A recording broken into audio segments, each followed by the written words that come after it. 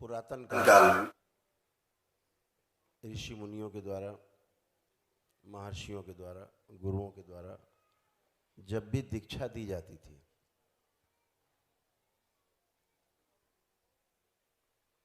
तो दीक्षा का एक विशेष महत्व है। दीक्षा का मतलब सिर्फ इतना नहीं है कि केवल आप लोग स्वस्थ रहें, केवल इतना ही नहीं है। दीक्षा का अर्थ होता है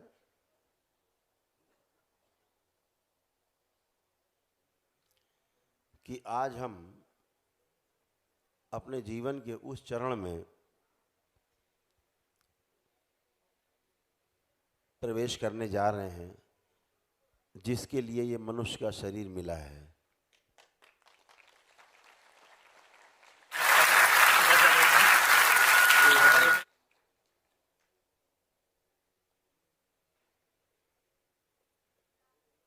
बहुत ही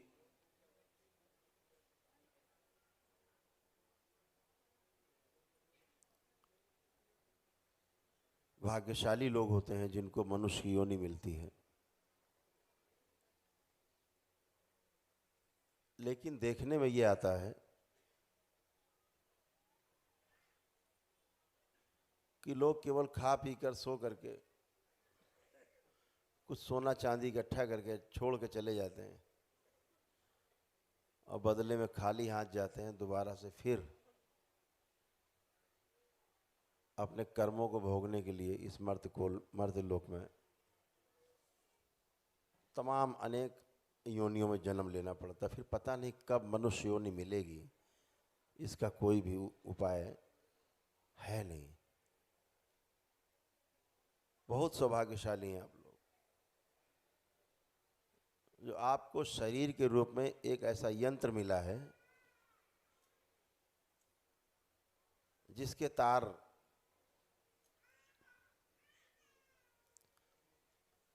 एकदम हारमोनी के साथ, जैसे वीणा के तार कसे जाते हैं जिससे सुर निकले, तो तार या तो बहुत ढीले होते हैं या तार बहुत कसे होते हैं वीणा के, तो सुर नहीं निकलता, संगीत नहीं बनता। तो दीक्षा का यही उद्देश्य है कि आपके जो शरीर रूपी यंत्र है उसके ढीले या ज़्यादा कसे तार को संतुलित कर दिया जाए ताकि आपके अंदर से सुर निकले और अगल बगल के लोग सुन करके आनंदित हों, आपको भी आनंद मिले, परिवार को भी मिले, समाज को भी आनंद मिले और पूरी सृष्टि आनंद से भर जाए। और जब सृष्टि आनंद से भर जाती है तो फिर आप आनंद से भरे बिना नहीं रह जाते, आप भी आनंद से भर उठते हैं। इसीलिए शरीर को ट्यून किया जाता है। दीक्षा के द्वारा संतुलन पैदा किया जाता है। कहा गया कि गुरुर् ब्रह्मा गुरुर् विष्णु गुरुर्देवो महेश्वर गुरुर् साक्षात परब्रह्म तस्मै श्री गुरुवे नमः। 3 गुण बताए गुरु के। ये ब्रह्मा विष्णु महेश की तारीफ नहीं हो रही इस श्लोक में, गुरु का गान हो रहा है, गुरु का गुणगान हो रहा है। 3 विशेषताएं गुरु की बताई, गुरुर् ब्रह्मा गुरुर् विष्णु गुरुर्देव महेश्वर, 3 विशेषताएं। यानी जब आप गुरु के समक्ष जाते हैं तो गुरु आपको परिवार की परंपरा से तोड़ता है, परिवार की परंपरा से तोड़ करके आपका अलग डीएनए का ऊर्जा पथ बनाता है। अर्थात आपके पितरों को मुक्ति देकर और आपके डीएनए के ऊर्जा पथ को शुद्ध करता है। और जब वह ऊर्जा पथ शुद्ध हो जाता है तब आपको अपनी गुरु परंपरा के ऊर्जा पथ से जोड़ देता है। जो गुरु परंपरा का डीएनए का ऊर्जा पथ है वो पूर्ण गुरु का ऊर्जा पथ है। तो एकदम शुद्धता और पवित्रता के साथ आप उस ऊर्जा में जुड़ पाते हो।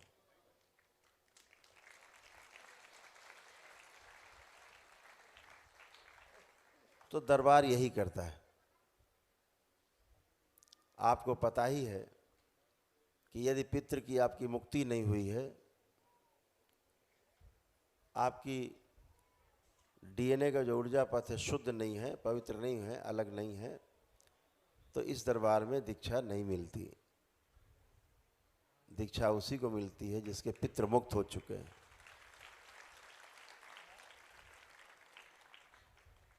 जिनके काल सर्प दोष कट चुके हैं, जिनकी सभी रोगी नकारात्मक स्मृतियां पितरों की नष्ट हो चुकी हैं। तो पहला पड़ाव आपने पार किया, शरीर के रूप में और मन के रूप में, दोनों शुद्ध हुए, पवित्र हुए। तो जब ये शुद्ध और पवित्र हो जाते हैं तो फिर आप इस लायक बनते हैं कि दीक्षा के लिए आगे बढ़ें। तब गुरु आपको आपकी परिवार की परंपरा से काट के, जहाँ तमाम झंझट हैं, आपको अपनी गुरु परंपरा में जोड़ लेता है।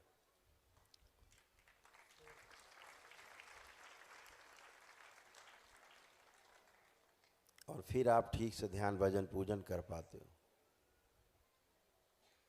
गुरु परंपरा में भी यही संकट रहे हैं।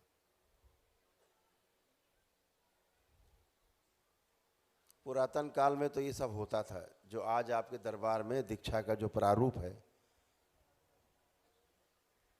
यही प्रारूप पुरातन काल में, प्राचीन काल में ऋषि मुनि इसी प्रकार से दीक्षा देते थे, एकदम शुद्ध करके, पवित्र करके। अभी थोड़ा गड़बड़ हो गया है। बहुत सी गुरु परंपराओं में, वेलकम,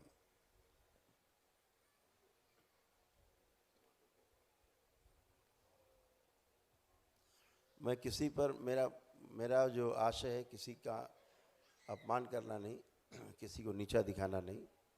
समस्या की ओर हम केवल इशारा कर रहे हैं। और यह उस गुरु परंपरा के लोग जानते भी हैं, जो उस परंपरा में दीक्षित होते हैं वो लोग भी जानते हैं, जो दीक्षा दे रहे हैं वो भी जानते हैं कि प्रदूषण है।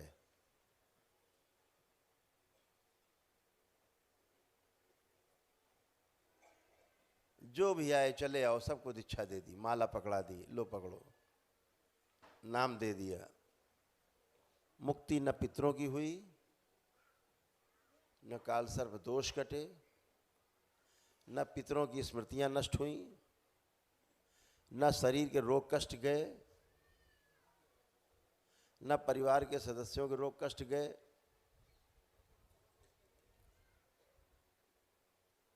न नकारात्मकता गई, न व्यसन छूटे,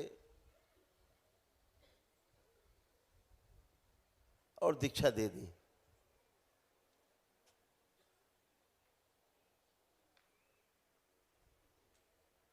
आप कल्पना करो, कोई पड़ोसी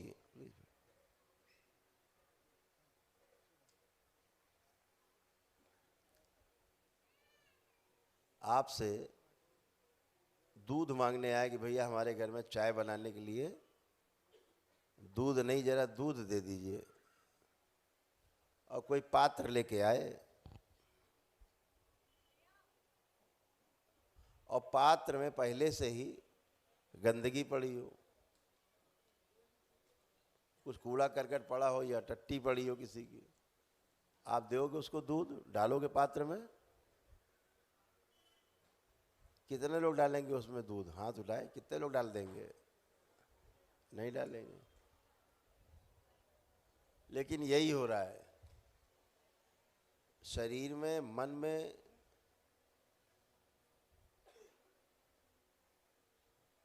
और धार्मिकता में, सब में कूड़ा करकट पड़ा हुआ है। ऊपर से दीक्षा दे दो, अच्छी चीज दे दी आपने, अब वो अच्छी रहेगी खराब हो जाएगी? खराब हो जाएगी, सब खराब हो जाएगा। अच्छा मान के खराब को हमने स्वीकार कर लिया, तो खराब ही रहेगा। ये परंपराओं में हो रहा है। उससे क्या होता है? गुरु परंपरा का अपना क्या निकला कि ऐसे तमाम लोग जो शारीरिक, मानसिक और आध्यात्मिक रूप से बीमार हैं और उन्हें दीक्षा दे दी गई, तो गुरु परंपरा में उनके डीएनए के ऊर्जा पथ से जुड़ गए बीमार आदमी। जैसे आप अपने डीएनए में 4 लोग रखते हो, 5वां जिसे आप नहीं चाहते, खराब है वो, उसको भी जोड़ लो, तो कष्ट होता है कि नहीं होता है? होता है कष्ट। ऐसे ही गुरु परंपरा है वो भी, उसमें अगर 10 बीमार लोग आ गए, 100-200 बीमार लोग आ गए, तो बाकी सबको कष्ट उनसे होगा। जैसे इतने लोग यहाँ शुद्ध बैठे पवित्र, अभी कोई आदमी मैन होल से निकल के पूरा बदबू लेता हुआ पूरा कीचड़ से सन अभी यहाँ के बीच बैठ जाए आपके, आप उठ के खड़े हो जाओगे, भैया तुम बैठ जाओ, हम हट जा रहे हैं। लेकिन सूक्ष्म जगत में आप देख नहीं पाते कि कितने लोग शामिल हो गए ऊर्जा पथ में, तो उनकी गंदगी से आप प्रभावित होते हो। आप जो रोगी कम थे और ज़्यादा रोगी हो जाते हो।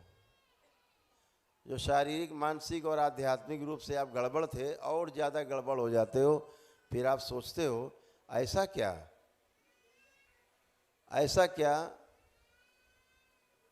कि हम और ज़्यादा खराब हो गए और ज़्यादा गड़बड़ हो गए।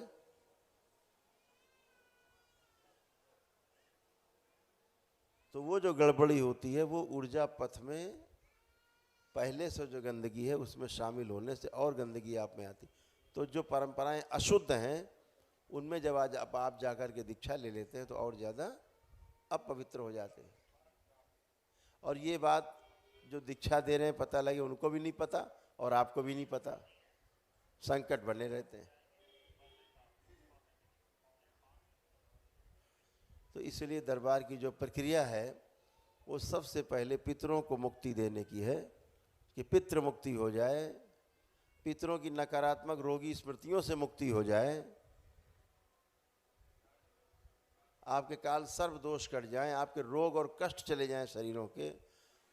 जब आप जप करें तो आपका भोग निकल के कटे, नहीं तो क्या होगा, पितृ पहले से बने हुए हैं, आप दीक्षा लेके बैठ गए और जब शुरू किया, जब तो जप है, तलवार तो तलवार है, भोग कटना चालू।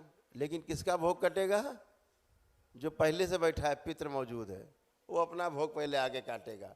पता लगे वो कैंसर का रोगी था तो आपको वही कैंसर बनने लगेगा तेजी के साथ। उसका भोग आपके शरीर पे कटने लगेगा। आपका तो कुछ हुआ नहीं, आप तो सड़ गए, गल गए, मर गए।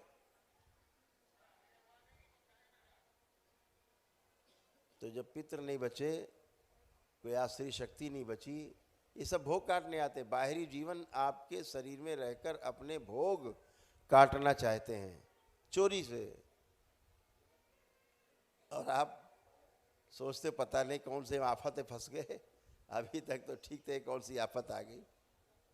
लेकिन जब आप शुद्धता होकर के पूरी तरह से पितृ मुक्ति होकर, काल सर्व दोष कटकर, सब रोग दोष, सब जितने पितृ थे गए, रोग दोष लेकर के अपने नष्ट हुए, तो फिर आपका अपना स्वयं का जो भोग है, कर्म भोग है, फिर सिर्फ वो बचता है।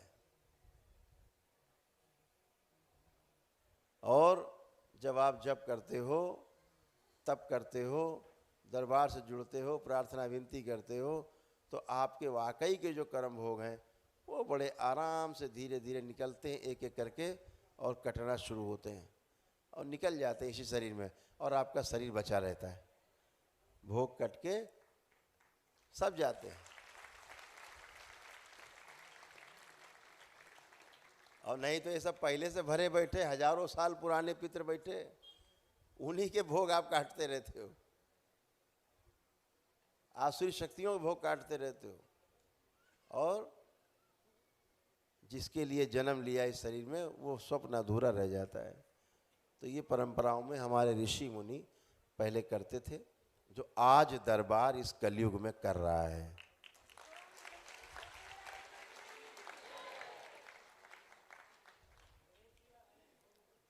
ये दरबार आपको पता है पितृ मुक्ति का भी प्रमाण देता है। पितृ मुक्ति हुई कि नहीं हुई तो प्रमाण देता है।